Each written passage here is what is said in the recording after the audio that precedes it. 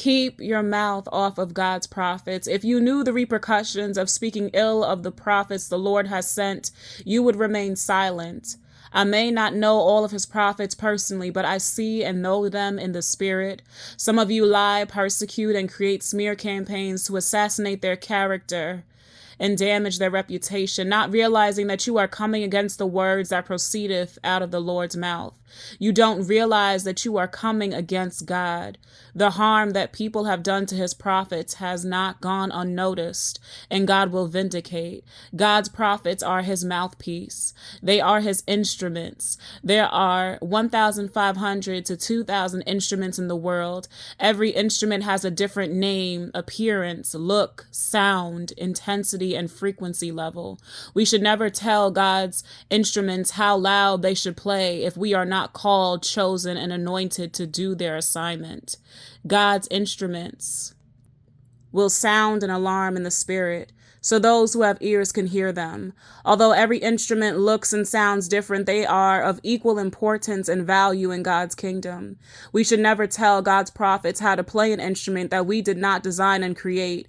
The Lord, who had sent not only his Son, which the hands of man crucified, but also prophets to warn and deliver his people out of darkness. The problem is some of us love sin more than we love the truth. And for many of you, your idolatry of false prophets has given you over to a delusional spirit that only brings about confusion. Your lack of discernment to test the spirit will make you believe anything that comes out of their mouths. You are codependent on the prayer life of a prophet to hear from God, but you yourself don't have a prayer life and don't know what the voice of God sounds like. You're not in his word or his presence, and you lack intimacy with God. You cannot depend on someone else's relationship with God to get into heaven. You must know God and his word for yourself. Scriptures to back up this prophetic word. Do not touch God's anointed. 1 Chronicles 16:22 says, "Touch not mine anointed and do my prophets no harm." God's prophets are his mouthpiece. Deuteronomy 18 through 22 says, "I will raise up for them a prophet like you from among their brethren, and will put my words in his mouth, and he shall speak to them that I command him.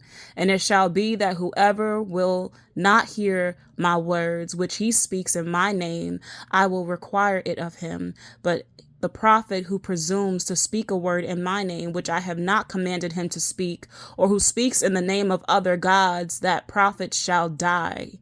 And if you say with your heart, how shall we know the word which the Lord has not spoken?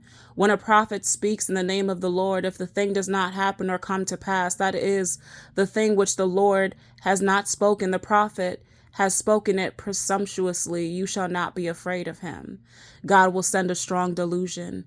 2 Thessalonians 2:10 through 12 says, "And with all deceivableness of unrighteousness in them that perish, because they receive not the love of the truth, that they might be saved. And for this cause God shall send them a strong delusion, that they should believe the lie, that they all might be damned, who believe not the truth, but had pleasure in unrighteousness." Prayer is a command. 1 Thessalonians 5:17 says, "Pray without ceasing." And lastly, there is only one way to heaven.